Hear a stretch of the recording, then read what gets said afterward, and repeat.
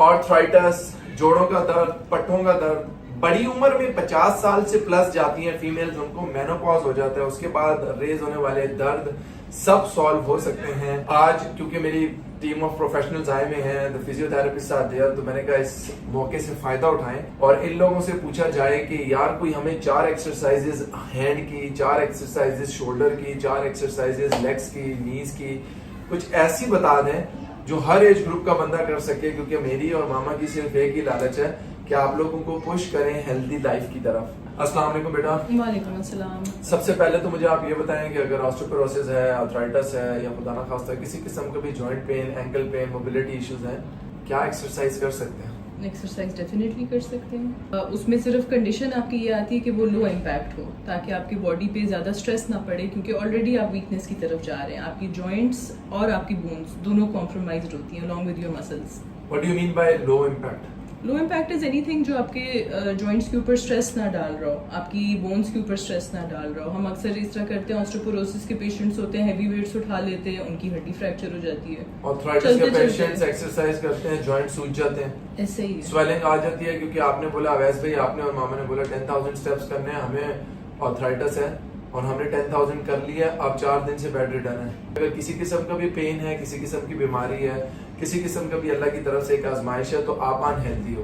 Unhealthy से healthy तब होते हैं जब आप प्रोफेशनल्स की गाइडेंस लेते हैं। न्यूट्रिशनिस्ट से डाइट प्लान लेंगे तो अच्छा खाएंगे, इलाज बिलग़िज़ा हो जाएगी। अगर एक्सरसाइजेस की बात करेंगे तो प्रोफेशनल्स आपकी रेंज ऑफ मोशन को देख के, आपका एनालिसिस और टेस्ट रिपोर्ट्स देख के, एमआरआई देख के बताएंगे। बेटा स्टार्ट करते हैं सबसे पहले हाथों से। वो कौन सी एक ऐसी 4 एक्सरसाइजेस आप मुझे बताना चाहोगी हाथों की जो हर बंदा हर एज ग्रुप का कर सकता है? उठते साथ सबसे बहुत अच्छा होता है कि आप फिंगर्स को जो है अपनी बेंड करो, स्ट्रेट करो, मामा एक साथ रख आप हमारे रोल मॉडल भी हैं और फीमेल मॉडल भी हैं, तो आप इस तरह करके बताएंगी ये पहली एक्सरसाइज है। इसको अगर आप और अच्छा करना चाहते हैं तो आप इसमें अपनी बॉडी से जितना अपनी कलाई को दूर करते जाएंगे और अब करेंगे, अब इम्पैक्ट ज्यादा आएगा। सो बिगिनर है तो यहाँ भी या पाँव पे रख के कर सकते हैं, open close, open close, open close. इसको फिंगर बैंड एंड स्ट्रेट बोल रहे हैं। अगर आप लोग जवान हैं तो मामा की तरह कर सकते हैं, नहीं तो ऐसे बूढ़ों की तरह करें। दूसरी एक्सरसाइज बेटा कौन सी है? अब आप फिंगर्स को खोल बंद कर रहे थे, अब आप फिंगर्स को सीधा रख के दूसरे से अलग करेंगे और करीब करेंगे। मेरे ख्याल में तो मामा को ऐसे करके करवाएंगे, ऐसे ऐसे ऐसे ऐसे ऐसे ऐसे। देखने में ये एक्सरसाइज बहुत आसान है ना, जब आप 50 दफा करोगे तो आप मुझे दुआएं दोगे कि वाकई थक गए भाई। बाजुओं की भी एक्सरसाइज होती है, ये फिंगर्स की एक्सरसाइज है, हैंड एक्सरसाइज है। ये तो वही वाली बात है। मुझे ये बच्चे अल्लाह ताला ने सबको खुश रखे, बल्कि मैं इसके वीडियो के जरिए जो है तमाम उन बच्चों को जिन्होंने मेरे साथ मेहनत की, अल्लाह सबको खुश आबाद रखे।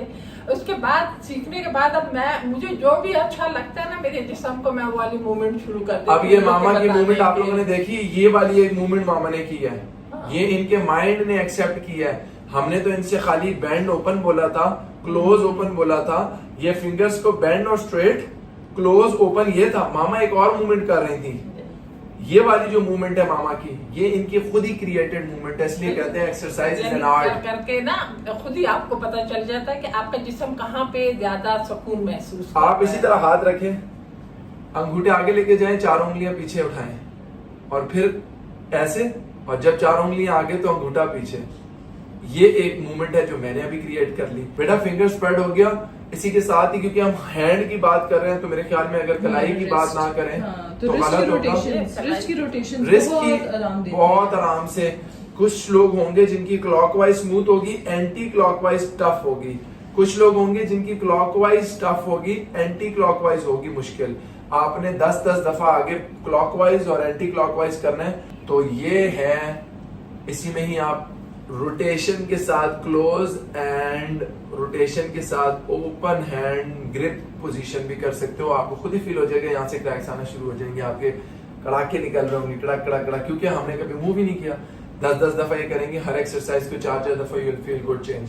सो ये वो एक्सरसाइज है जो हर एज ग्रुप का बंदा कर सकता है। अगर आप नहीं कर सक रहे तो 5-5 दफा कर लो, 4-4 दफा कर लो, 3-3 दफा कर लो, 1 दफा कर लो, लेकिन कर लो, कर लें।